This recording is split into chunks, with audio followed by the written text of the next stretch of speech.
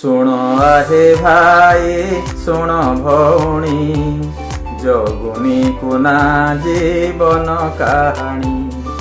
ଶୁଣ ଆହେ ଭାଇ ଶୁଣ ଭଉଣୀ, ଜଗୁନି କୁନା ଜୀବନ କାହାଣୀ।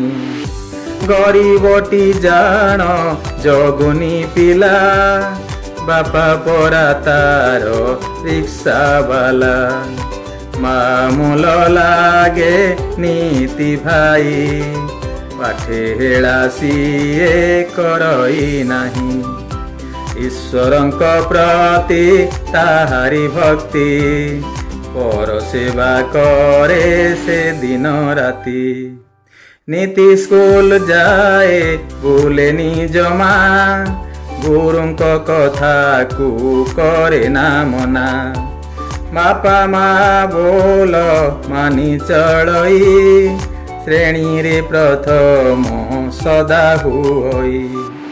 ଦିନ ପରେ ଦିନ ଗଡ଼ିତ ଗଲା, ଜଗୁନି ବିଟେକ୍ ଉତ୍ତୀର୍ଣ୍ଣ ହେଲା।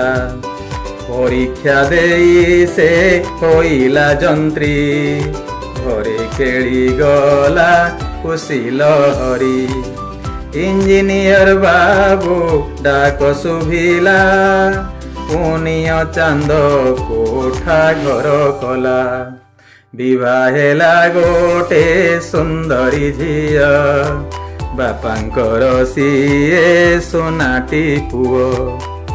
ଆଉ ଜଣେ ପୁଅ ପୁନା ତା ନାମ, ପଢ଼େ ନାହିଁ ଘରେ କରେନି କାମ। ସାଙ୍ଗ ମେଳେ ଖେଳ ଭାରି ତ ଦୁଷ୍ଟ, ବାରବୁଲା ହୋଇ ଚରିତ୍ର ନଷ୍ଟ। ତମ୍ବାଖୁ ସେବନ ଅଭ୍ୟାସ ତାର, ଏହିପରି ଭାବେ ହେଲା ବେକାର। ସାଥୀ ମେଳେ ପଡ଼ି ପିଲା ମଦ, ଚୋରି ଡକାୟତି ଆସେ ବିପଦ। ଦିନେ ଧରେ ତାକୁ ପୋଲିସ ବାଲା, କାନ୍ଦି କାନ୍ଦି ସିଏ ହାଜତ ଗଲା।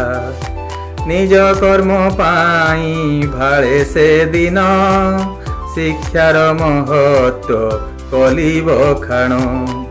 ନିଜ କର୍ମ ପାଇଁ ଭାଳେ ସେ ଦିନ, ଶିକ୍ଷାର ମହତ୍ଵ କଲି ବଖାଣ।